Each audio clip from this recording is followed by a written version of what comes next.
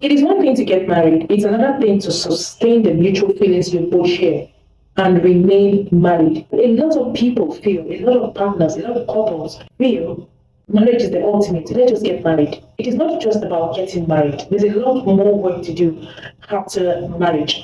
And you discover that the man that has fallen over heels for you and can go to any length for you, all of a sudden, loses interest completely. So we're going to be looking at why he loses interest after the marriage. My name is Ella. Welcome to Singles and Married Free, a place where you get practical guides to building a lasting relationship and enjoy priceless moments with your partner.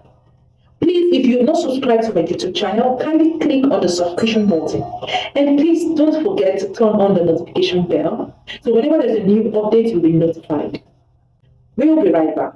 Hey, my name is Ella Columbus. I'm a lawyer by profession, a minister of the gospel by calling, and an actress by choice. And I have a brand, Singles and Married Free, basically gives you practical guides to building a lasting relationship and enjoy priceless moments with your partner. You can find me on Facebook with Ella Columbus and on YouTube with Singles and Married Free. My numbers should be right there on the screen. You can reach me, you can send me a DM, and I'll definitely communicate it. So welcome back. Women play a pivotal role when it comes to sustaining and building a home. First is to identify the problem. Secondly, you take steps to correct certain measures that have been misplaced or misapplied. First and foremost, respect. A lot of people have heard about the word respect. They do not really understand what respect really is. When you're talking about respect, you're talking about high regard, reverence for someone. When you're looking at respect, a lot of factors can actually cause disrespect. One basic factor, primary factor that can actually cause disrespect is familiarity. The familiarity, they say, breeds contempt. And to some persons, they will say, it's contempt is itself. Contempt is that feeling of worthlessness. So what is familiarity? When you have this deep understanding of something or someone, but you no longer respect them, despite the understanding you have about them, that's familiarity. It's more or less like taking for granted what you should adore. Let me give a practical example of a story in the Bible to expatiate more on what familiarity really is. That's the book of Luke, chapter 7, where a Pharisee invited Jesus to his abode. You see, from one thing about Pharisees, they feel they are the most religious set of people, and they feel they are more knowledgeable about the things of God. Okay, and this particular Pharisee that invited Jesus happens to be a member of the strictest religious group, okay, of persons, of Pharisees. He invited Jesus to his abode. There was no iota of reverence for Christ. They, of course, know him as a prophet. But one striking thing happened when the woman with the alabaster box of ointment went down to his feet in reverence and pouring this very precious ointment on his feet. And the Pharisees felt so embarrassed, and they felt he should know that she's a sinner. Of course, he knew, but she had so much reverence, respect for Christ. So it is not enough to know someone, but sometimes when we get to know people in and out, we see the weaknesses, the strengths of this person, we tend to abuse privileges, we tend to take them for granted. Christ recognized reverence. Christ said in verse 44 of chapter 7, I was in your house, but you never gave me water for my feet. There was no item of respect, reverence. Why? Because of familiarity. When you were relating with someone from a distance, people tend to appreciate them more. Then when they come closer, that's why I tell people, not everybody should be close to a man of God, for instance. Because when you realize that this man of God has weaknesses and he has his own mistakes, he's human too. He's a man in the man of God. He has human flesh. He has body. He has blood flowing through his veins. So sometimes they do certain things and you just wonder, is this a man of God? Of course he's the man of God. It doesn't stop the fact that he's a man of God. When you have this understanding of what familiarity is, you can get close to him and you do respect the man of God. Because you have seen him do some silly things that you do too. And you feel we're both the same thing. So why should I respect this person? That is familiarity in display. So oftentimes, the reason a woman cannot respect a husband is because she's now so familiar with him. Of course, you can get so intimate with your husband and you are never familiar with him. Some people feel, why should I reverence him?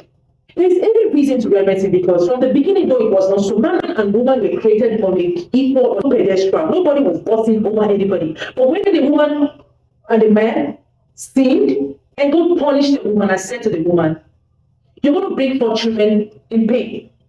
And secondly, man is going to rule over you. That was where authority came into place. That was where submission came into place. Initially, it was not like a boss and a boss, so nobody's bossing each other. So that was where the problem started. So now we have someone in authority. So we place reverence to such a person. It takes the height of maturity and understanding to remain respectful with such a person that you relate with intimately. So you need this understanding to be able to work correctly and sustain your marriage. When a man comes into the marriage and sees, when you now start seeing his weaknesses, you no longer have respect for him because you now begin to take for granted what you should have done. You now take him for granted, you see for his weaknesses and his mistakes. You no longer respect him. He was going to lose interest in you and in the marriage. I hear a lot of people say respect is reciprocal. You respect me, I respect you. You do your bit as a lady. I don't think you have issues with him doing his bit. That is my primary focus. Don't get selfish about it because we owe it to them. So we're going to the next factor that can make a man lose interest in the marriage. Sex. We're talking about sex. I'm looking at it from 3 categories. The first category of people, you were in a relationship because you had it all hot. You were giving it to him back to back. You gave him all the wheelbarrow style, all the window style, all the kitchen style, all the car style. But the moment you got into the marriage, you are now becoming very lazy about it. You're tired. You are not in the mood. Suddenly, he's not married to you, so you have him, and you start saying sex is not food. Sex is food, though. Sex is food, auntie. It helps the marriage. So at that point, when you get there, you no longer want to give him this. You just want to do the missionary. You just get very lazy about it. That you are tired. You have work and this. Is it one problem with women?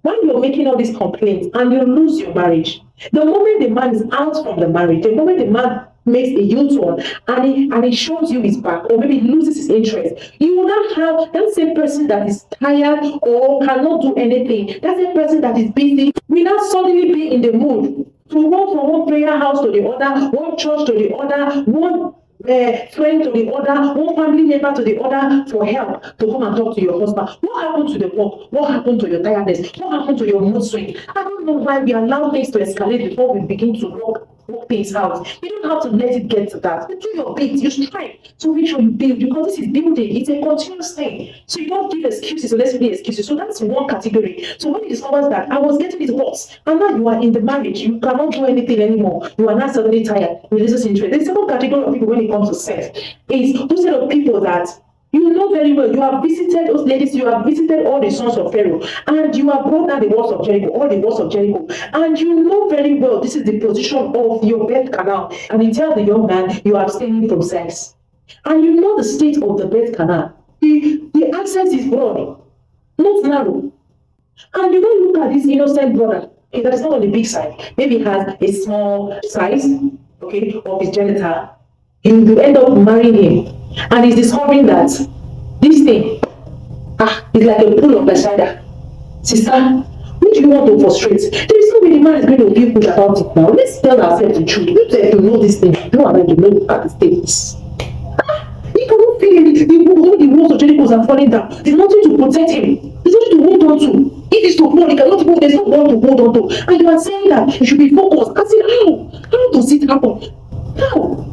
How can it work? Which precious brother do you want to son? Do you want to go and frustrate? If it's your son, will you be happy about it? You'll be honest enough to tell him the truth. This is the position. I can't count the number of marriages that has broken as a result of this. There are some I even tried to intervene, but when I looked at the whole factor, one of them cried out and said, Ella, this is not possible. That I got him, it wasn't as if I didn't even know whether I was in or not. It's so bad now. He didn't know it's inside, but he didn't know it's inside. So the point I thought this was not, I didn't come in there to help. It's a decision for both parties. You should have told him. Don't tell me you don't know that your body is like this. The last one you know you do it. You don't know. Forget how lying people are lying in a bed. Let's be honest. So that is it basically. Note that very well. Tell him the truth. Or if you know the size, you know that the road is broad, then you know for something that is gigantic. So you know at least most case scenario, it will not be that bad. Okay? And how about frustrate a young man that is starting life, that is generally starting life? You want to frustrate him? Please, sister. That's the second category. If you fall in that category, do the needful, please. Do the needful. You know you're not going to be proud of the outcome of your future. You will be careful now. Be careful now. And stop sleeping around. Stop opening your leg to every Tom, Dick, and Harry. Stop doing that. You can maintain one partner. Just maintain one partner. And stop going everywhere. In the third category of people, it's not like this category of people, you allow the realities of marriage eat to the point where you just don't have the window anymore. No sense. Sometimes when a man starts getting angry with his start complaining, start nagging, there's no adequate sex. Everyone needs a companion. We all know this. But the question would be, do we know how to sustain relationships? Because for most of the cases, we've all lost out on good people and relationships just because we couldn't keep them. And that is what we're about. Singles and Married Free brings you a practical guide to building a lasting relationship and enjoy priceless moments with your partner. Join Ella Columbus now as she takes us on this wonderful journey. Singles and Married Free. There's no adequate sex. You see, a couple that is always having this thing, you just try back to back, you're always having it. The problems are limited to some to a large extent. I'm telling you, the strength to fight, the strength to face it, the strength to stand together, to outdo that challenge is always there. When you're always having this thing, always. All of a sudden, the video is not there because you are angry. Mood swing, always quarreling. So you're not having it. You're not having it. So that you're tired. There are styles you can learn. Even when you are tired, the body cannot take you. My dear, you know this thing is work, I know. As it's also at working, you're also working. It's both parties that work. There are signs you can learn when you're tired. There are signs you can actually do when you're tired, and it will be really good. Maybe we draw a content to that effect to help a lot of us. Okay? If you like becoming a legend, it's none of my business. Okay? It's for the head to help our marriages and build the future. So most persons you fall into this category, other sex, when the man experiences any of this, is losing interest. So what about going to the third factor that can make a man lose interest after marriage? Personal hygiene. I'm also referring to beauty routine. You know, a lot of us, before the marriage, we were looking charming. That thing that made him to be attracted to us is no longer there after marriage. You get married, you now start behaving anyhow, you become so dirty, he comes in and he sees that you are so dirty, and the dirty is not only outward, the environment, also internal. You no longer clean, take care of your body, your body, your internal, your breath canal, you understand, you just stay anyhow, very dirty, you stink, and most of those person that are not even washing up very well, they're not cleaning up very well, you're always wanting head, who do you want to kill, which person's son do you want to kill? If you put yourself in a man's shoes, will you like it? And you know that place, you know what that place is? It needs constant updates, constant eraser, cleaning.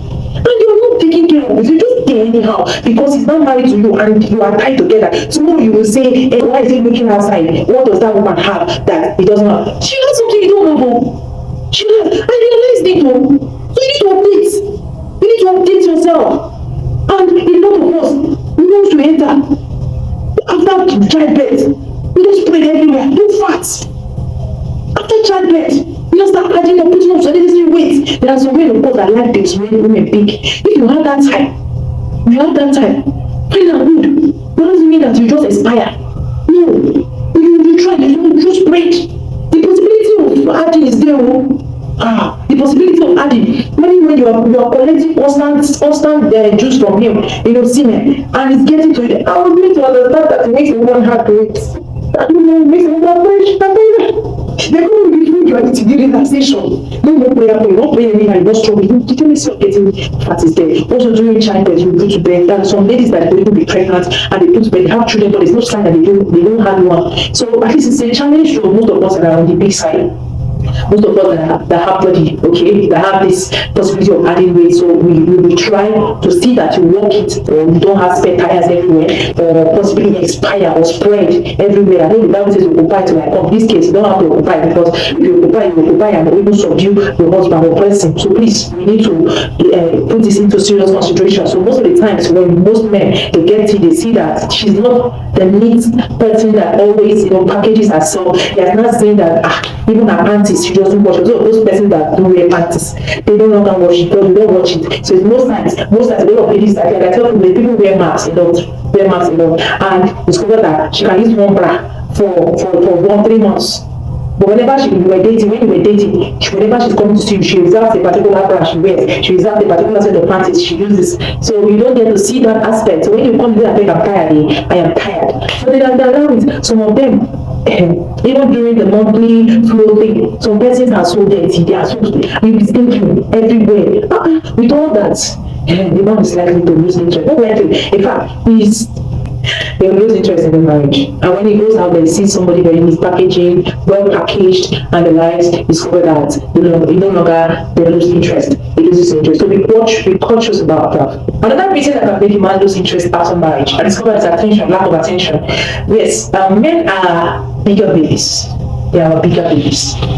I know children comes in the process, and a lot of women make this mistake of diverting the whole of their attention to the children, neglecting the man, forgetting the fact that those children will sometime grow up and leave the both of you. When you divert all of your attention to the children, sometimes a lot of people use that as a bait to get over issues because, of course, there's this disagreement, misunderstanding. Marriage is about understanding, it's about compromise. You guys can work this thing out to the point where you can reach a balance. There are a lot of times when the children, the weight of the demands from the children is getting a toll on you. Discuss it. If you need a helper, discuss with your partner and get the helper.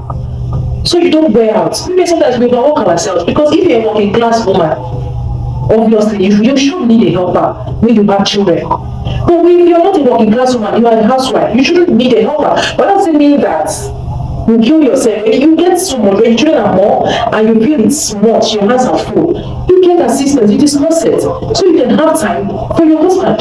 It's the first priority. Seriously, it's the first priority. I'm not saying you neglect the children. No, a lot of women are having this issue of creating this balance between the children and the husband. A lot of women are doing that. And at the point where you're totally focused to the children, you don't pay attention to the man. The man keeps wondering about. And when at the time the children are grown, maybe they're in school, you're not wanting. He's no longer there. He left you a long time ago while the children are growing up. So this can also make a man lose interest in you or in the marriage. So another factor that can actually make a man lose interest after the marriage is the fact that there's this entitlement mentality a lot of women have when it comes to marriages.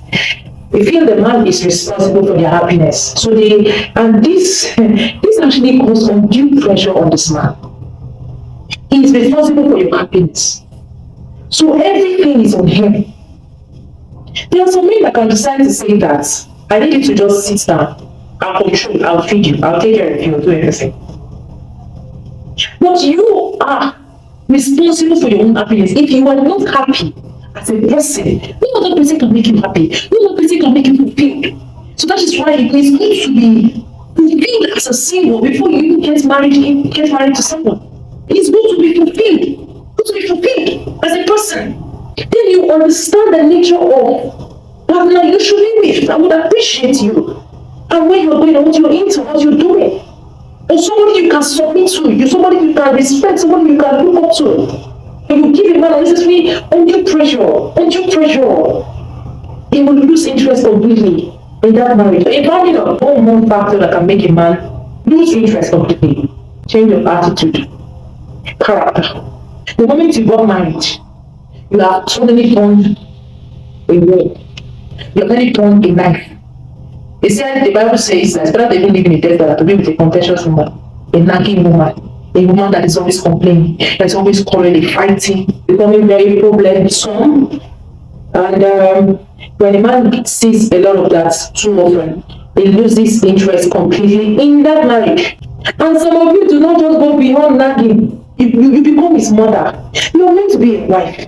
And when you become his mother, you want to control everything he does. The next minute you call him, where are you? You are supposed to be home. You see your child. You want to, yes, you are bigger baby doesn't mean that you baby him. That's a different ball game altogether. You want to control his whereabouts. You want to control, become excessively controlling, excessively demanding, become a problem to even yourself. Because when you are becoming the best of man, you too will not find peace. The man is not happy. He will not be happy. If a man is happy, definitely he will be happy. So you have to be a wife, a friend, a sister, not a mother. It doesn't feel like you yell at it, you yell, you shout, you fight. No, you don't need all that. You don't. You don't see too much of all that. Meanwhile, you are not doing that when you were in a courtship, you were dating. You see that of that, it's going to lose interest completely in you. And if you're not careful, you lose it. You lose the marriage. So in conclusion, looking at those factors I have just itemized, you can actually work this now, talk things over, see how you can retrace from some of these things you fall victim of, see how you can retrace your step, discuss these things, adjust, do what it takes to adjust. Because if you don't adjust now, when issues come up, you start running everywhere, you say you're tired, but you're not starting to be running everywhere. I'm sure we don't want that. We don't want such stress. We should be focused on the whole building. That is why the foundation of the thing is very, very important. How you started from the beginning is very, very, very important. So the foundation matters a lot. So make sure it is built on truth, make sure it is built on honesty. As you build together and work together, you're sure going to have a lasting relationship, and you're sure going to have your husband in love with you 24/7 and dating you 24/7. It is my desire that we all live happily and impact our world. I wish you all the best from my heart. Till I come here next time, my name is Ella. Please, if you have not subscribed to my YouTube channel, kindly click on the subscription button, and please don't forget to turn on the notification bell, so whenever there is a new update, you will be notified. Till I come here next time, bye for now.